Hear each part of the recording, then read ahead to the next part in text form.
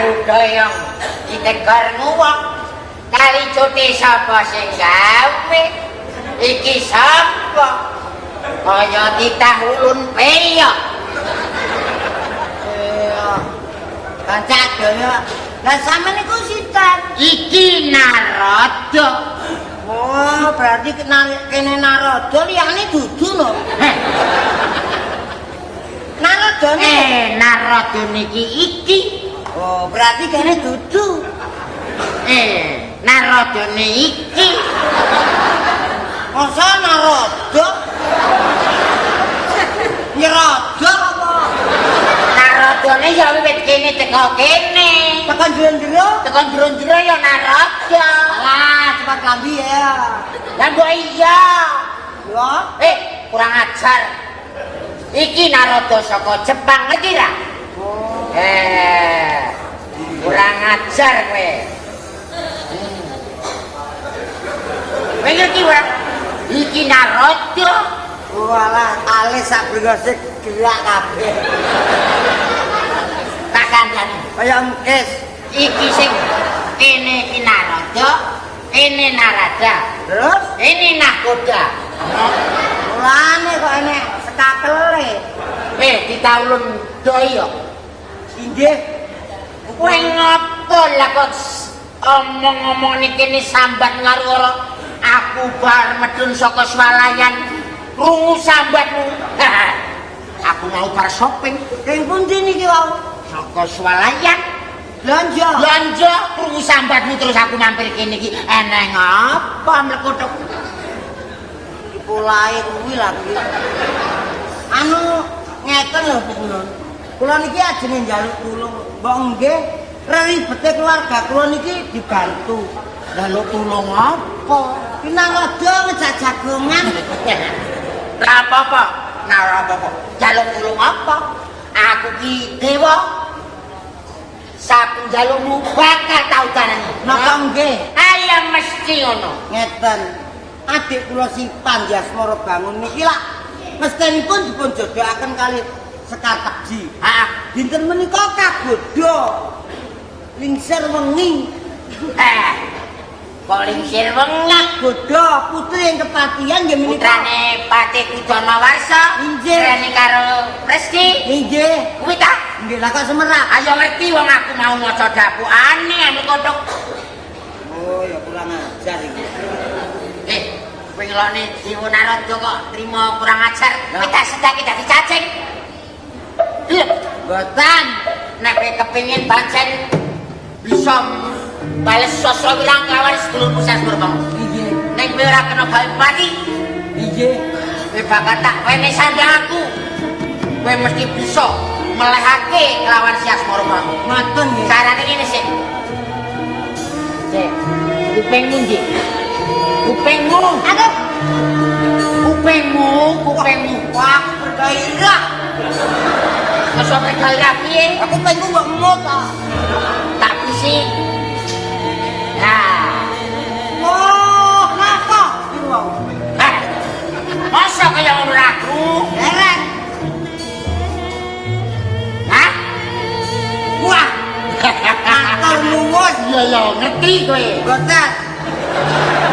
Lah kok disebul tak? Kaya? Wong nggih, carane kowe tak nggon iki. Hei. Sik. Kowe mesti bakal dadi sing kajen kalian. Aku itu ya apa ora tau pantes. Ngerti? Nggih, matur nuwun. Carane kuwi, ha? Nggih. Aku bali makayangan, ya? Nggih. Ya dadi ya, tinjake ya. Nggih.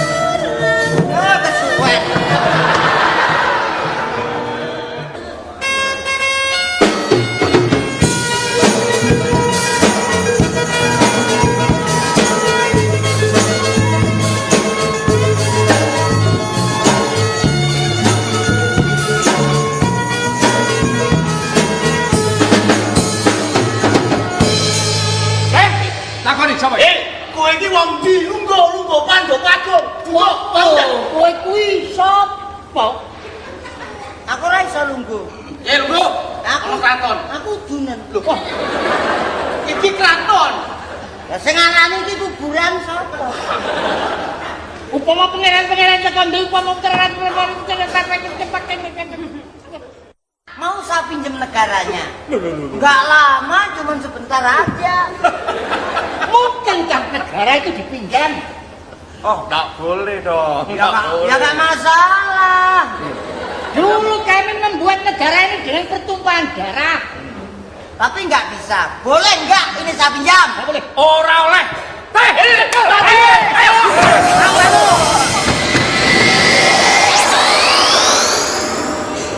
Ya sekti ya. Kamu kok sekti? Lah iya. Marasno. Tambahno. Betul. Kita ini.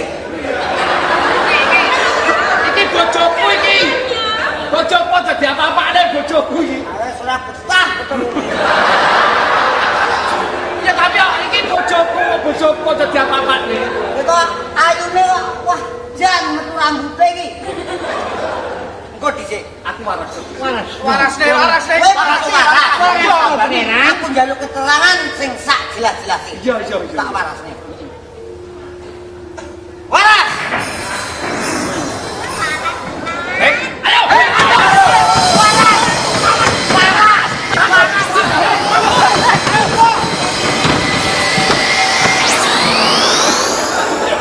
Gebot. Sing mburi kupinge bosak. Bosak lho. Aku kelaru waras saya ambruk.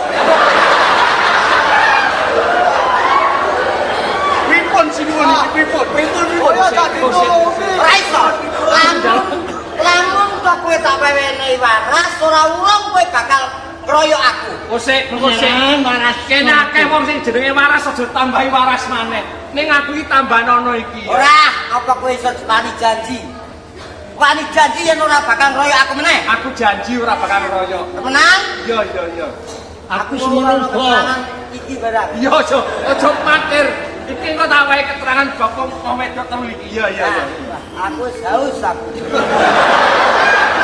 Gampang karo kowe haus tak sediani banyu ngombe sing akeh ora mburi ngono kok. Gak, aku tegese haus darah. Kok iki apa Dracula apa wae haus darah rumangsamu. Pangeran. Dhisik. Warasno aku pangeran nunjem iki. Ora kok nunjem aja ya tak gawe nunjem. Nunjem. Waras. Wes loro. Aku iki latah kok. Latah. Waras. Waras. Orane pangeran, kowe iki sapa sing dadi jenengmu? Mangerteni aku sing mbau reso Hotel Merdeka. Apa sing bangsa Merdeka? Iya. Wedi. Wedi aku. Aku ya wedi. Lah kok malah kok wedi dek. Ora wedi. Aku gak takut. Ya, aku dulu iki aku wis pasrah bawon karo kowe, aku wis teluk karo kowe pengen asmamu sapa Ngerteni kowe lugu satara. Iya. Mbak Gimbal iki. Pangeran, yo arepmu apa? Jenengmu sapa Ngerteni aku sing katelah Panji Remeng. Sapa? Panji Remeng. Panji merem. Panji kuwi wis carane Jejaka utawa aku iki nom-noman. Remeng. Remeng kuwi gelap. Dadi kowe Panji gelap. Gelap tapi gak gelap sayuto. Iya. Ngertenono ya, aku ngire negaramu ku ora suwe. Mung 2000 tahun. 2000 tahun nek sedo modal kabeh iki kaya 2000 tahun piye to, nggih? Brik. Kok sok brik piye? Sorry ya.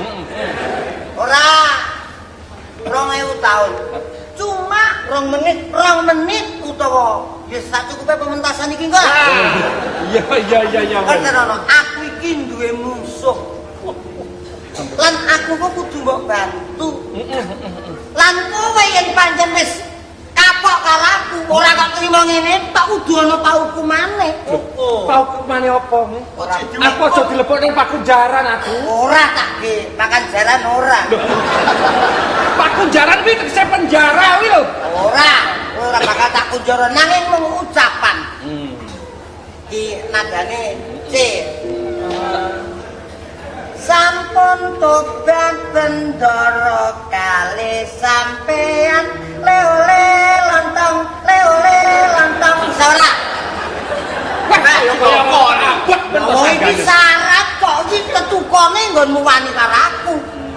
Umpama aku ora gelem menika ya ngono. Tak gawe bosok jero aku.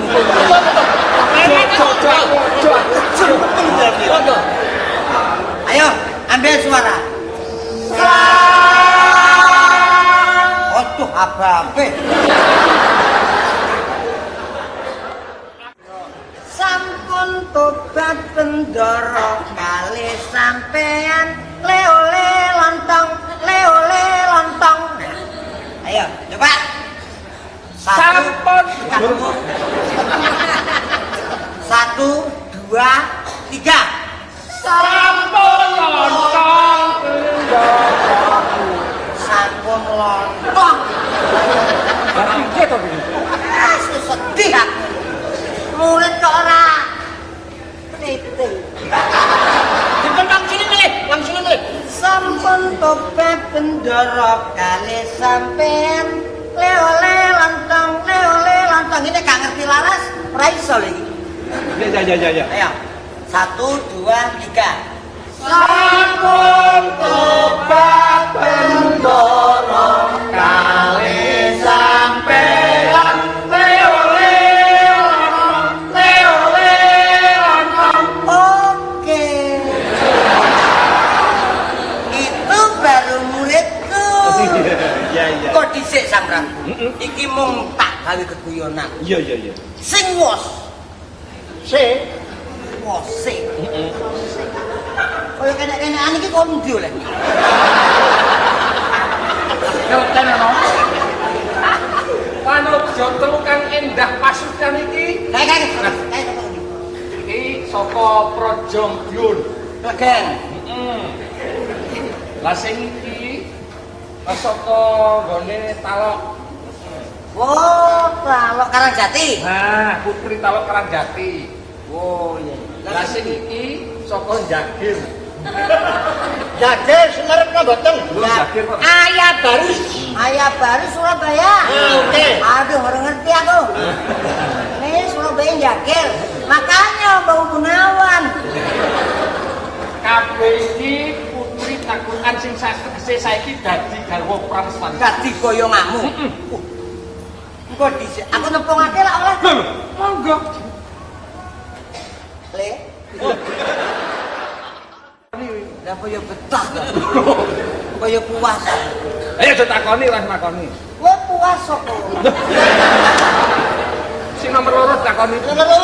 Yen kowe sapa lho? Nami kula pun pintu ningsih. Widosari Indonesia. Nije sapa? Saking Karangjati. Mulane Kenapa? bocah ayu. Jenenge Parno.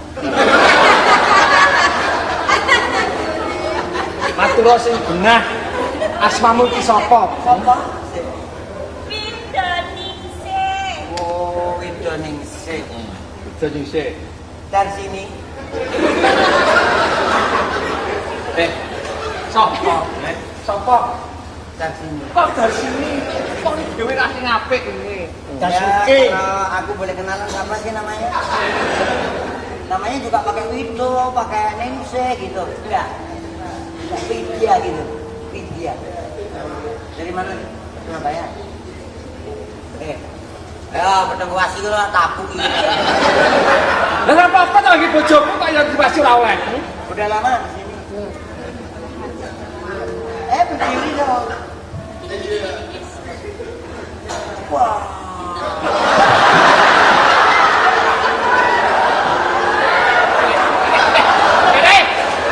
Kene.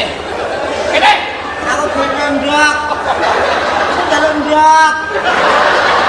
Barang kowe mesti yen bojomu sing nomor 3 ngadeg, kowe kok terus banjur ambruk iki kene apa Full body. Masamu kowe. Iya lah ini kan regane piro? Bang paket wani kan. Udah. Oh ya lihat-lihat kok ngadeg ojo gitu wae. Enggak, ini kan dia lihat bodinya. Yang satunya. Ayo satunya.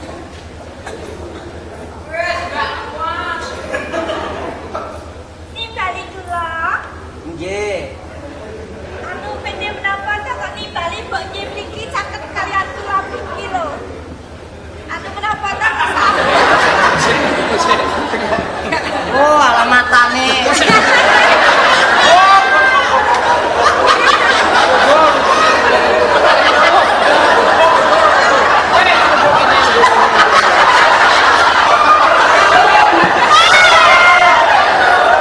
Wah, udah aku lagi. Apa? Lah mulai tadi saja ngomong kok. Sing di sana kok ono. Ora ngerti bae, dope pedas. Tapi wajahnya kan lumayan. Oh, alah ya rumpuk deh wong remuk-remuk. Tapi yang ini kan tidak tahu kan. Tapi yang terakhir dia ada cacat. Memang ya, kan sini yang apa itu namanya, yang luka kan mata. Iya. Tapi untuk lain-lain kan enggak. Enggak.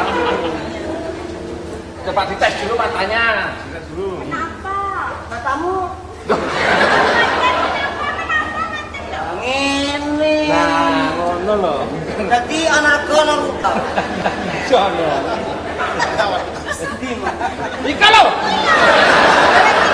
Malah mulari. Apa dikandeng tak kenal. Ngene lho. Apa kok Mas Manis? Nami kula Widasari. Aku kepengin PN ora apa-apa ya nulis ora. iya. Inggih. Dipun kersakaken pun pundhut Darko. Karepku yang ngono ya. Saestu. Iya. Mangke menawi sampun kelampon boten getun. Ora. Saestu enten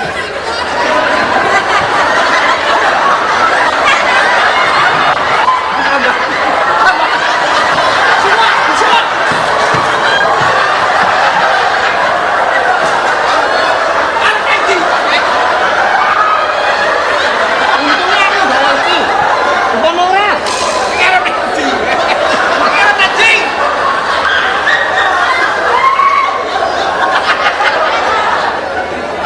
Oh, alah gen.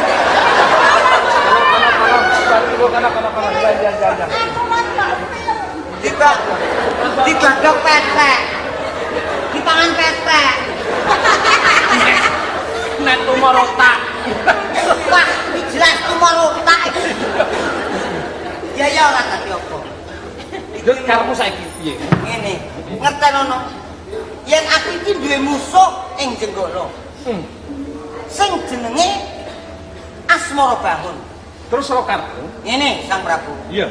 Wis to kowe percaya karo omong aku. Aku ora bakal suwe milih negaramu. Lan aku jaluk bantuanmu. Luruken Asmara Bangun. Bantu nang aku. Ya wis aku sak biantu karo kowe. Bakal tak balekake negaramu.